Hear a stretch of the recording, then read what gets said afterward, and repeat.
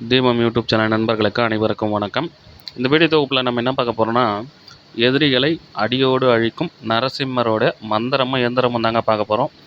இந்த மந்திரத்தையும் எந்திரத்தையும் நம்ம பார்க்குறதுக்கு முன்னாடி நம்ம சேனலை சப்ஸ்கிரைப் பண்ணாதுங்க சப்ஸ்கிரைப் பண்ணுங்கள், ஆல் என்ற பெல்லைக்கு கிளிக் பண்ணுங்கள், லைக் பண்ணுங்கள், ஃப்ரெண்ட்ஸுக்கு ஷேர் பண்ணுங்கள். தொடர்ந்து நம்ம சேனலுக்கு ஆதரவு கொடுங்க. அப்போ தான் நம்ம இன்னும் அடுத்தடுத்த வீடியோ நல்லதாக பதிவிட முடியும். வீடியோவை முழுசாக பாருங்கள், ஸ்கிப் பண்ணாத பாருங்கள். அப்போ தான் நான் என்ன சொல்ல வரேன்றது உங்களுக்கு தெளிவாக புரியும். சரிங்களா, வாங்க வீடியோக்குள்ளே போகலாம். இந்த நரசிம்மருடைய எந்திரத்தை நீங்கள் வீட்டில் பூஜை பண்ணி வச்சிங்கன்னா போதும். தினமும் அதுக்கு ஒரு சின்னதாக ஒரு 2 வத்தி மட்டும் காமிச்சிங்கன்னா போதும். அதுக்கு அதனுடைய சக்தி வீடு ஃபுல்லாக நிறைஞ்சி இருக்கும். அது இருக்கிற இடத்துல எந்த ஒரு ஏவல் பில்லி சுனியும் எதையும் நெருங்க விடாது. அவ்வளோ வீட்டுக்கு காவலாக நிற்கும். சரிங்களா, இது முக்கியமாக எதிரிக தொல்லையிலேருந்து விடுபடுங்க. இப்போ எதிரிகள் பார்த்திங்கன்னா உங்களை அழிக்கிறதுக்காக எந்த நேரமும் காத்து நிற்பாங்க. எப்போ நம்ம சரியான நேரம் வரும், இவனை சரியான நேரத்தில் நம்ம அழிக்கணும் அப்படின்னு சொல்லிட்டு ஒரு ரொம்ப வருஷமாக நம்மளை கண்காணிச்சிட்ருப்பாங்க. அந்த அந்த கண்காணிக்கிறாங்கன்னு நினைக்கும் போதே அந்த நரசிம்மர் போய்ட்டு அவங்களுக்கு தகுந்த தண்டனையை கொடுத்துருவார். எதிரிக தொல்லையே சுத்தமாக உங்களுக்கு இருக்காது. இனி சந்தோஷமான வாழ்க்கை மட்டும்தான் உங்களுக்கு நிலச்சி இருக்கும். எந்த துன்பம் வந்தாலும் சரி, எந்த துயரம் வந்தாலும் சரி, நரசிம்மர் ஒருபோதும் உங்களை பாதிக்க விடாது. சரிங்களா, எந்த எதிரியாக இருந்தாலும் சரி, உங்களுக்கு ஏதாச்சும் இந்த ஏவல் பில்லி சூனியம் செய்வினை இந்த மாதிரி ஏதாச்சும் உங்களுக்கு மாந்திரிகத்து மூலிமா உங்களுக்கு எந்த தொல்லை கொடுத்தாலும் சரி, ஒன்று செய்கிறவன் அடிபட்டு போயிடுவான், இல்லை செய்ய சொல்கிறவன் அவன் வாழ்நாளில் மறக்க முடியாத ஒரு வலியை அவர் நிச்சயம் கொடுப்பாரு. இது ரொம்ப ரொம்ப சக்தி வாய்ந்த ஒரு சக்தி. சரிங்களா, இப்போ ஸ்க்ரீனில் தெரியுது பாருங்கள், இது தாங்க எந்திரம். இந்த எந்திரத்தை ஒரு 6 செப்பு தகட்டில் வரைஞ்சிக்கங்க. 6 செப்பு தகட்டில் வரைஞ்சிக்கின்னு எந்திர சாப நிவர்த்தி பண்ணி முடிச்சுட்டு, அதை அபிஷேகம் பண்ணி எந்திர சாப நிவர்த்தி பண்ணி முடிச்சுட்டு, அதுக்கு அஷ்டகர்ம மை வைக்கணும். இல்லை அல்லது ஏழெஞ்சல் மை, 2த்தில் ஏதாச்சும் வைக்கலாம். அந்த 2த்தில் ஏதாச்சும் ஒன்று வச்சு முடிச்சுட்டு, குங்குமம் மஞ்சள் எல்லாமே ஃபுல்லாக வச்சுட்டு, நீங்கள் என்ன பண்ணுங்கள், இது ரொம்ப சிம்பிளான படையல் தாங்க. சரிங்களா, வெத்தலை பாக்கு, பூ, பௌரிக்கடலை, அவுள், அச்சு வெல்லம், அவ்வளோதான். ஊதுவத்தி, கற்பூரம். ஊதுவத்தி எரிஞ்சிக்கிட்டே இருக்கணும், கற்பூரம் எரிஞ்சிட்டே இருக்கணும். சரிங்களா, அடுத்தது பல இனிப்பு வகைகள், கார வகைகள், இந்த மாதிரி ஏதாச்சும். மெயினாக சுத்த பத்தம் தேவை. நீங்கள் இருக்கிற இடத்த கோமியத்தை தெளிச்சுட்டு ஃபுல்லாக பன்னீர், கோமியம், மஞ்சள் தண்ணி ஃபுல்லாக வீடு ஃபுல்லாக தெளித்து, சரிங்களா, நீங்கள் பூஜை செய்ய போகிற இடத்துல சுற்றி மஞ்சள் கொட்டி, மஞ்சள் தண்ணியை தெளித்து மஞ்சளை கொட்டி, அந்த மஞ்சள் மேலே தான் இந்த எந்திரத்தையே வைக்கணும்.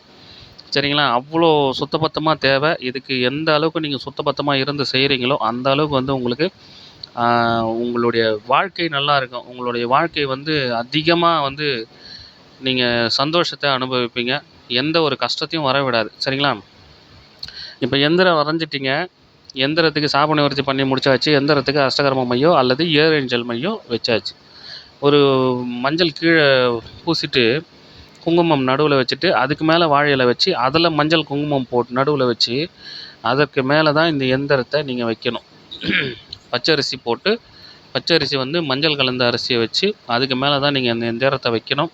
வச்சுட்டு அதுக்கப்புறம் மல்லிகைப்பூ இருக்கணும். மல்லிகைப்பூ இருந்து அதுக்கு மல்லிகைப்பூ மட்டும்தான் வைக்கணும், வேறு எதுவும் வைக்கக்கூடாது. சரிங்களா, மல்லிகைப்பூ ஃப்ளேவரில் எது வந்தாலும் எல்லாமே சந்தோஷமாக எடுத்துன்னு வந்துடுங்க. அதை விட்டுட்டே வராதிங்க. சரிங்களா, அதுக்கப்புறம் பார்த்திங்கன்னா விநாயகர் நாட்டு மாடு சாணத்தில் பிள்ளையார் பிடிச்சு வைக்கணும். அதுக்கு குங்கும மஞ்சள் வைக்கணும். குங்குமம் மஞ்சள் வச்சுட்டு அதுக்கப்புறம் பார்த்திங்கன்னா நீங்கள் எல்லா பொருளும் கரெக்டாக இருக்குதா, தயாராக இருக்குதா, சரியாக இருக்குதான்னு ஒரு முறை செக் பண்ணிக்கங்க. செக் பண்ணிக்கின்னு நம்ம கீழே உட்கார்ந்து பூஜை பண்ணக்கூடாது. அதனால் கிழக்கு முகமாக பார்த்து உட்காரணும். கீழே உட்காந்து பூஜை பண்ணக்கூடாது.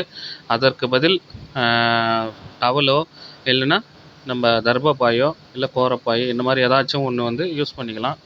சரிங்களா, கீழே உட்காந்து எக்காரணத்தை கொண்டும் பூஜை செய்யவே கூடாது.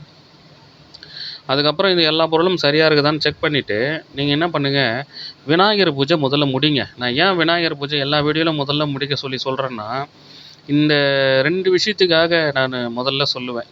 அதை தெரிஞ்சுக்கங்க. ஏன் சொல்கிறேன்னா, இப்போது நீங்கள் வந்து முதல்ல ஒரு பூஜையை ஸ்டார்ட் பண்ணுறீங்கன்னா நம்மளுடைய முழு முதற் கடவுளே அவர் தான். அவரை வணங்கிட்டு தான் நீங்கள் எந்த வேலையும் செய்யணும். அப்படி செஞ்சீங்கன்னா மட்டும்தான் நிச்சயம் உங்களுக்கு வந்து அந்த பூஜை தடையில்லாமல் நடத்தி கொடுப்பாரு. காவலில் நிற்பார். சரிங்களா?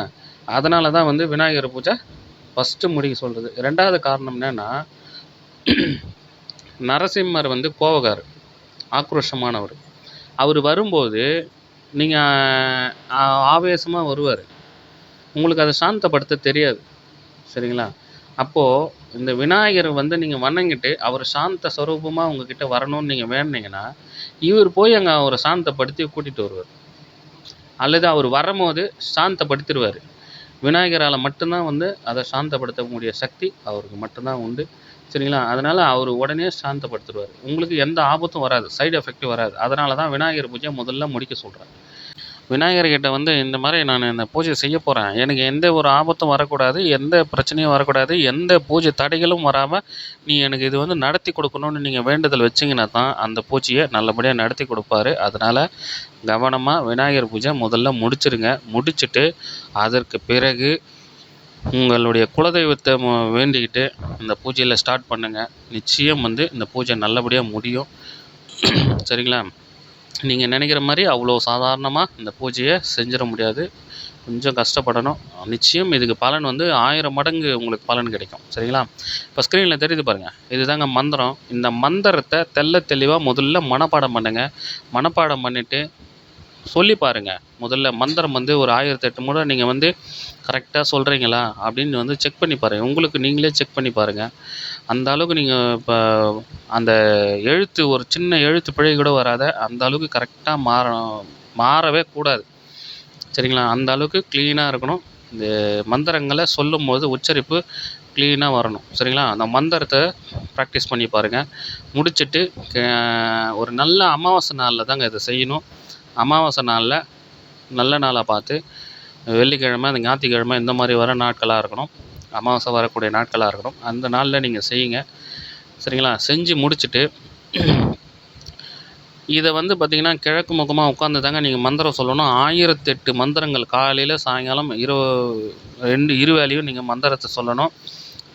இந்த மந்திரம் சொல்லி முடிக்கிற வரைக்கும் இந்த கெட்ட பழக்கம், தீய எண்ணங்கள் இது எதுவுமே இருக்கக்கூடாது. இந்த சிகரெட்டு, இந்த தண்ணி அடிக்கிறது இதெல்லாம் எதுவுமே இருக்கக்கூடாது. சுத்தபத்தமாக இருக்குது. நீங்கள் எந்த அளவுக்கு நீங்கள் சுத்தமாக இருந்து நீங்கள் செய்கிறீங்களோ அந்த அளவுக்கு இது வந்து உங்களுக்கு வந்து 1000 மடங்கு சக்தி கொடுக்கும். நான் திரும்ப சொல்கிறது அதுதான்.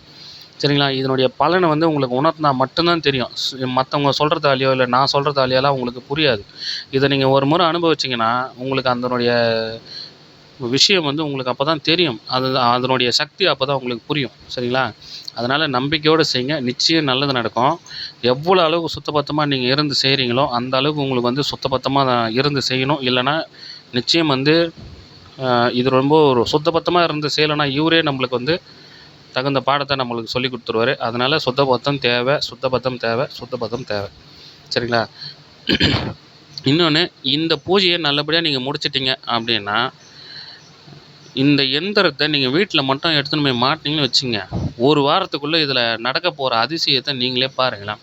யாரெல்லாம் உங்களுக்கு எதிரியாக இருக்கிறானோ ஒன்று அந்த ஊரை விட்டு ஓடிடுவான், இல்லை உங்கள் பக்கம் திரும்பி தலை வச்சு கூட படுக்க மாட்டான், இல்லை ஒன்று உங்கள்கிட்ட வந்து அன்பாகிடுவான், இல்லை எங்கே இருக்கிறான்னே தெரியாது காணாமல் போயிடுவான். அதனால் வந்து நீங்கள் இதை நம்பிக்கையாக செய்யுங்க. நிச்சயம் நல்லது நடக்கும்.